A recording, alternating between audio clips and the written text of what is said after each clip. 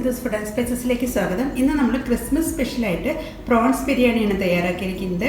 അപ്പോൾ വളരെ ടേസ്റ്റി ആയിട്ടുള്ള എളുപ്പത്തിൽ ഉണ്ടാക്കാൻ പറ്റുന്ന നല്ലൊരു ബിരിയാണിയാണിത്.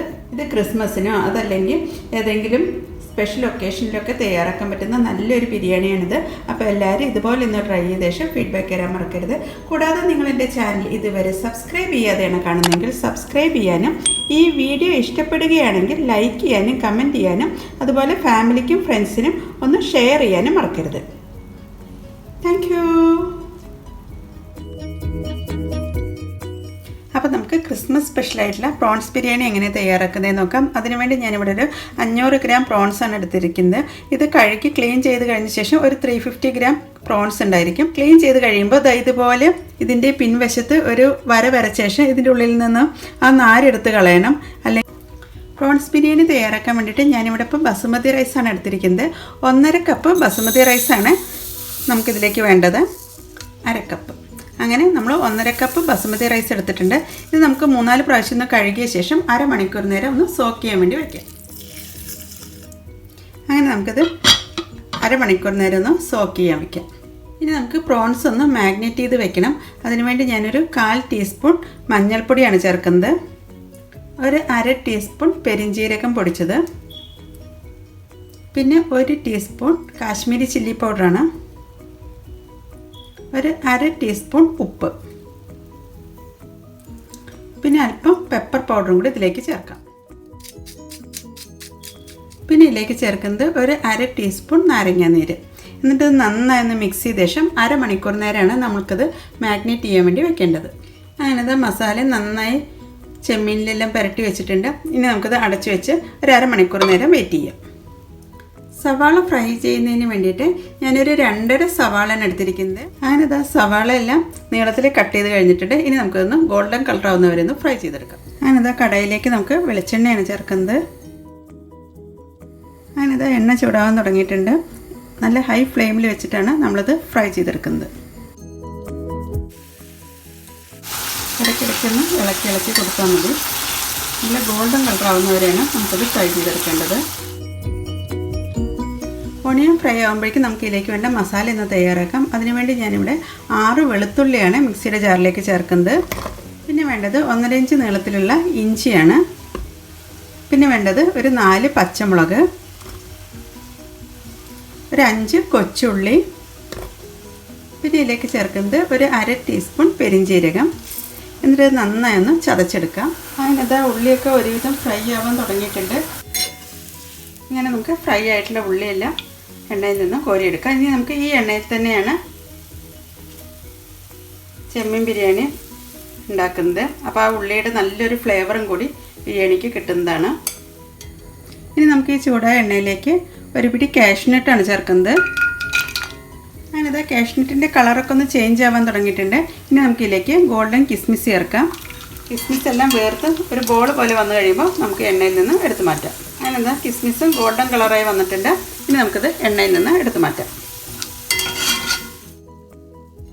ഇനി നമുക്ക് അരി വേവിക്കാൻ വേണ്ടി ഞാനൊരു പോട്ട് വെച്ചിട്ടുണ്ട്. ഇതിലേക്ക് ഞാൻ 3 കപ്പ് വെള്ളമാണ് ചേർക്കുന്നത്. കാരണം നമ്മൾ 1.5 കപ്പ് അരിയാണ് എടുത്തത്. 2 കപ്പ് 3 കപ്പ് വെള്ളം ചേർത്തിട്ടുണ്ട്. ഇനി നമുക്ക് ഈ വെള്ളത്തിലേക്ക് സ്പൈസസ് ചേർക്കാം. 2 പീസ് സിനാമൺ ചേർത്തിട്ടുണ്ട്. പിന്നെ എടുത്തിരിക്കുന്നത് 4 ഗ്രാമ്പു, 3 ഏലയ്ക്ക. ഇത് നമുക്ക് ഈ വെള്ളത്തിലേക്ക് ചേർക്കാം. പിന്നെ നമ്മളിതിലേക്ക് ചേർക്കുന്നത് ഒരു ബേ ലീഫാണ്. പിന്നെ ഇതിലേക്ക് ചേർക്കുന്നത് ഒരു 1/4 ടീസ്പൂൺ സാജീരകം. പിന്നെ നമ്മളിതിലേക്ക് ചേർക്കുന്നത് 1/2 ടേബിൾ സ്പൂൺ കല്ലുപ്പ്. എന്നിട്ട് വെള്ളം നന്നായി ഒന്ന് വെട്ടി തിളയ്ക്കുന്നവരെ നമുക്ക് വെയിറ്റ് ചെയ്യാം. അങ്ങനെത് നമ്മൾ വെച്ചിട്ടുള്ള വെള്ളമൊക്കെ നന്നായി തിളയ്ക്കാൻ തുടങ്ങിയിട്ടുണ്ട്. ഇനി നമുക്കിതിലേക്ക് സ്ട്രെയിൻ ചെയ്ത് വെച്ചിട്ടുള്ള അരി ചേർക്കാം. ഒരു 10 മിനിറ്റ് നേരം മുന്നേ ഞാനിത് സ്ട്രെയിൻ ചെയ്ത് വെച്ചിട്ടുണ്ടായിരുന്നു. ഒരു 5 മുതൽ 6 മിനിറ്റ് കൊണ്ട് തന്നെ നമ്മുടെ ഈ അരി ഒരു 1/4 ഭാഗം വെന്ത് കിട്ടും. അത്രയും വെന്താൽ മതി. വെന്ത് കുഴഞ്ഞു പോകാൻ പാടില്ല. ഇനി ഇതിലേക്ക് ഒരു 1/2 ടീസ്പൂൺ ചെറുനാരങ്ങ നീരും കൂടി ചേർക്കുന്നുണ്ട്. അപ്പോൾ റൈസിന് നല്ലൊരു കളറ് കിട്ടാനും അതുപോലെ തന്നെ ഒട്ടിപ്പിടിക്കാതിരിക്കാൻ വേണ്ടിയിട്ടൊക്കെയാണ് നമ്മൾ ഈ നാരങ്ങ നീരൊന്ന് ചേർക്കുന്നത്. ഞാനിത് ഒരു 5 മിനിറ്റ് കഴിഞ്ഞിട്ടുണ്ട്. നമുക്കൊന്ന് തുറന്ന് നോക്കാം. ഇത് അരിയൊക്കെ പൊങ്ങി മുകളിലോട്ട് വന്നിട്ടുണ്ട്. ഇങ്ങനെ പിടിക്കുമ്പോൾ പൊട്ടിപ്പോകുന്ന ആ ഒരു രീതിയിൽ വന്നാൽ മതി. നമുക്കതൊന്ന് സ്ട്രെയിൻ ചെയ്തെടുക്കാം. ഞാൻ നോൺ സ്റ്റിക്ക് പാൻ വെച്ചിട്ടുണ്ട്. ഇതിലേക്ക് നമുക്ക് ഉള്ളി ഫ്രൈ ചെയ്തിട്ടുള്ള ആ എണ്ണയാണ് ചേർക്കുന്നത്. അപ്പോൾ നല്ലൊരു ഫ്ലേവർ ആയിരിക്കും ഉള്ളിയുടെ കിട്ടുന്നത്. പിന്നെ ചേർക്കുന്നത് ഗീ ആണ്. ഞാനിവിടെ RKGയുടെ ഗീ ആണ് ചേർക്കുന്നത്.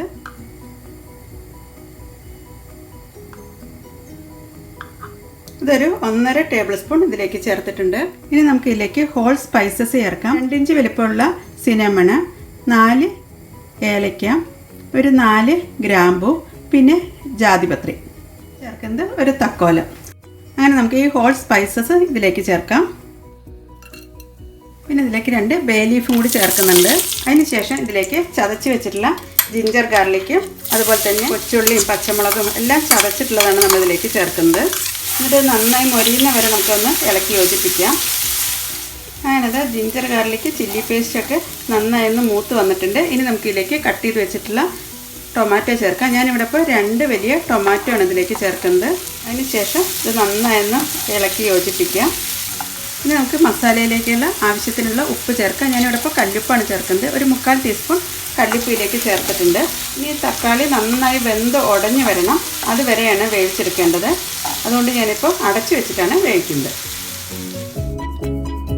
എന്താ നമുക്ക് തക്കാളിയൊക്കെ നന്നായി വെന്ത് കിട്ടിയോ നോക്കാം. നന്നായി വെന്ത് എണ്ണയൊക്കെ സൈഡിൽ തെളിഞ്ഞ് വരാൻ തുടങ്ങിയിട്ടുണ്ട്. ഇനി നമുക്ക് ഫ്ലെയിം ഒന്ന് കുറച്ച് വെച്ച ശേഷം ഇതിലേക്ക് മസാലപ്പൊടികളൊക്കെ ചേർക്കാം. 1/2 ടേബിൾ സ്പൂൺ കാശ്മീരി ചില്ലിയാണ് ചേർക്കുന്നത്. പിന്നെ ചേർക്കുന്നത് 1/2 ടീസ്പൂൺ മഞ്ഞൾപ്പൊടി, ഒരു 1/4 ടീസ്പൂൺ പെരിഞ്ജീരകം പൊടിച്ചത്, പിന്നെ ചേർക്കുന്നത് 1/2 ടീസ്പൂൺ ഗരം മസാല. അങ്ങനെ മസാലപ്പൊടികളെല്ലാം ചേർത്ത ശേഷം ഫ്ലെയിം ഒന്ന് കൂട്ടി വയ്ക്കാം. ഇനി നമുക്ക് നേരത്തെ ഫ്രൈ ചെയ്ത് വെച്ചിട്ടുള്ള ഒണിയൻ ചേർക്കാം. മുഴുവനായിട്ട് ചേർക്കേണ്ട ആവശ്യമില്ല, ഒരു 1/4 ഭാഗത്തോളം നമുക്ക് ഇതിലേക്ക് ചേർക്കാം. ബാക്കി നമുക്ക് ദം ചെയ്യുമ്പോൾ വേണ്ടതാണ്. അങ്ങനെ ഉള്ളിയും എല്ലാം ചേർത്ത് മസാലയായിട്ട് നന്നായി മിക്സ് ചെയ്ത് യോജിപ്പിക്കാം. മസാലയെല്ലാം നന്നായി യോജിച്ച് കിട്ടുന്നതിന് വേണ്ടിയിട്ട് ഒരു 1/4 കപ്പ് ചൂടുവെള്ളമാണ് ചേർക്കുന്നത്. ഈ സമയത്ത് ഉപ്പൊക്കെ ഒന്ന് ചെക്ക് ചെയ്യാവുന്നതാണ്. മസാലയിൽ ചേർത്തിട്ടുള്ള വെള്ളമൊക്കെ ഒന്ന് വറ്റി എണ്ണയൊക്കെ തെളിഞ്ഞ് വന്നിട്ടുണ്ട്. ഇനി നമുക്കിതിലേക്ക് മാഗ്നേറ്റ് ചെയ്ത് വെച്ചിട്ടുള്ള പ്രോൺസ് ചേർക്കാം. അതിനുശേഷം ഹൈ ഫ്ലെയിമിലാണ് വെക്കേണ്ടത്. ഈ പ്രോൺസിൽ നിന്ന് ഇനി വെള്ളമൊക്കെ ഒന്ന് ഇറങ്ങി വരും. പെട്ടെന്ന് തന്നെ കുക്കാവുന്നതാണ് പ്രോൺസ്. പ്രോൺസ് ബിരിയാണി തയ്യാറാക്കുമ്പോൾ ഇതുപോലെ ഇങ്ങനെ മസാലയിൽ ചേർത്തിട്ട് വേണമെങ്കിൽ തയ്യാറാക്കാം. അതല്ലെങ്കിൽ പ്രോൺസ് ഒന്ന് ഫ്രൈ ചെയ്തിട്ട് വേണമെങ്കിൽ ചേർക്കാം. പക്ഷേ കുറച്ചും കൂടി ഹെൽത്തി ആയിട്ടുള്ളത് ഈ മസാലയിലൊന്ന് ചേർത്ത് കഴിയുമ്പോഴാണ്. അല്ലാതെ ഫ്രൈ ചെയ്ത് കഴിയുമ്പോൾ ഒന്നും കൂടി ഒന്ന് ഹാർഡ് ആവാനുള്ളൊരു ചാൻസ് ഉണ്ട്. ഞാനിത് ഇപ്പോൾ പ്രോൺസിൻ്റെ കളറൊക്കെ ഒന്ന് ചേഞ്ച് ആയി വന്നിട്ടുണ്ട്. അതിൽ നിന്നൊക്കെ ഇങ്ങനെ വെള്ളം ഇങ്ങനെ ഇറങ്ങി വരുന്നുണ്ട്. ഇനി നമുക്കിതിലേക്ക് പുതിനയിലയാണ് ചേർക്കുന്നത്. ഒരു പിടി പുതിനയില ഇതിലേക്ക് ചേർക്കാം. അതുപോലെ ഒരു പിടി മല്ലിയിലയും കൂടി നമുക്കിതിലേക്ക് ചേർക്കാം. എന്നിട്ട് ഇതൊന്നും കൂടി ഒന്ന് മിക്സ് ചെയ്ത് യോജിപ്പിക്കാം. ചെമ്മീനിൽ നിന്ന് ഇറങ്ങിയിട്ടുള്ള വെള്ളമൊക്കെ ഒരുവിധം വറ്റാൻ തുടങ്ങിയിട്ടുണ്ട്. ഇനി നമുക്ക് ഫ്ലെയിം ഒന്ന് കുറച്ച് വയ്ക്കാം. അതിനുശേഷം നമുക്ക് ദം ചെയ്യാൻ വേണ്ടിയിട്ട് നേരത്തെ വേവിച്ച് വെച്ചിട്ടുള്ള ബിരിയാണി റൈസ് ഇതിലേക്ക് ചേർക്കാം. നേരത്തെ വേവിച്ച് ഊറ്റി വെച്ചിട്ടുള്ള ബിരിയാണി റൈസാണ്. അത് നമുക്ക് ഫസ്റ്റ് ലെയറായിട്ട് ഇതിൻ്റെ മുകളിലേക്ക് ചേർക്കാം. ഇനി നമുക്ക് ഫ്രൈ ചെയ്ത് വെച്ചിട്ടുള്ള കാഷ്നട്ടും കിസ്മിസുമാണ് ഇതിലേക്ക് ചേർക്കുന്നത്. അതുപോലെ ഫ്രൈ ചെയ്ത് വെച്ചിട്ടുള്ള ഒണിയൻ ചേർക്കാം. പിന്നെ നമുക്ക് അരിഞ്ഞു വെച്ചിട്ടുള്ള പുതിനയില ചേർക്കാം. അതുപോലെ മല്ലിയിലയും ചേർക്കാം. ഞാനൊരു 2 ടേബിൾ സ്പൂൺ പാലിൽ കുറച്ച് സാഫ്രോൺ ഇട്ടിട്ടുണ്ടായിരുന്നു. ഇത് നമുക്ക് ഈ റൈസിലേക്ക് ചേർക്കാം. അപ്പോൾ ഒന്ന് ഡ്രൈ ആവാതിരിക്കാനും കുറച്ചും കൂടി ഒരു ഫ്ലേവർ കിട്ടാനൊക്കെ ഹെൽപ്പ് ചെയ്യുന്നതാണ്. ഞാനിപ്പോൾ കളറൊന്നും ചേർക്കുന്നില്ല. പിന്നെ നമുക്ക് കുറച്ച് നെയ്യും കൂടി ഇതിൻ്റെ മുകളിലൊന്ന് ചേർക്കാം. 1 ടേബിൾ സ്പൂൺ നെയ്യൊന്ന് ചേർക്കുന്നുണ്ട്. അതിലേക്ക് അല്പം റൈസും കൂടി ഒരു ലെയർ ചേർക്കാം. ഫസ്റ്റ് ലെയറിലത്തെ പോലെ ഇനി ഫ്രൈ ചെയ്ത് വെച്ചിട്ടുള്ള സവാളയും കാഷ്നട്ടും കിസ്മിസും അതുപോലെ സാഫ്രോൺ മിൽക്കും മല്ലിയിലയും പുതിനയിലയും എല്ലാം ഈ ഒരു ലെയറിലും കൂടി വെച്ച ശേഷമാണ് നമ്മൾ ദം ചെയ്യേണ്ടത്. 1/2 ടീസ്പൂൺ നെയ്യും കൂടി ചേർക്കുന്നുണ്ട്. ഏറ്റവും ലാസ്റ്റായിട്ട് 1 ടീസ്പൂൺ നാരങ്ങാ നീരും കൂടി ചേർക്കുന്നുണ്ട്. ഞാനിത് ദം ചെയ്യാൻ വേണ്ടിയിട്ട് നല്ല ടൈറ്റായിട്ടുള്ള അടപ്പ് വെച്ച് വേണം കവർ ചെയ്ത് വെക്കാൻ. അതല്ലെങ്കിൽ സൈഡിൽ കുറച്ച് മാവ് വെച്ചൊന്ന് ഒട്ടിച്ച് വെച്ചാലും മതി. ഏകദേശം ഒരു 5 മിനിറ്റ്സ് കഴിഞ്ഞിട്ടുണ്ട്. നമുക്കൊന്ന് തുറന്ന് നോക്കാം. അങ്ങനെതാ ഒട്ടും ഒട്ടിപ്പിടിക്കാത്ത രീതിയിൽ തന്നെ നമുക്ക് റൈസൊക്കെ നന്നായി വെന്ത് കിട്ടിയിട്ടുണ്ട്. ഇനി നമുക്കതൊരു സെർവിങ് ഡിഷിലേക്ക് മാറ്റാം. എന്താ പ്രോൺസ് ബിരിയാണി ഞാനൊരു സെർവൻ ഡിഷിലേക്ക് മാറ്റിയിട്ടുണ്ട്. അപ്പോൾ എല്ലാവരും ഈ ക്രിസ്മസിന് ഈ ഒരു രീതിയിൽ പ്രോൺസ് ബിരിയാണി തയ്യാറാക്കി നോക്കുമെന്ന് പ്രതീക്ഷിക്കുന്നു. ഞാനിപ്പോൾ ഇവിടെ പ്രോൺസ് ബിരിയാണി തയ്യാറാക്കിയിരിക്കുന്നത് ബസുമതി റൈസ് വെച്ചാണ്. ഇത് ബസുമതി റൈസ് വെച്ചോ അല്ലെങ്കിൽ കൈമ റൈസ് വെച്ചോ ഒക്കെ തയ്യാറാക്കാൻ പറ്റുന്നതാണ്. അപ്പോൾ എല്ലാവരും ഇതുപോലെ ഒന്ന് ട്രൈ ചെയ്ത ശേഷം ഫീഡ്ബാക്ക് തരാൻ മറക്കരുത്. Thank you.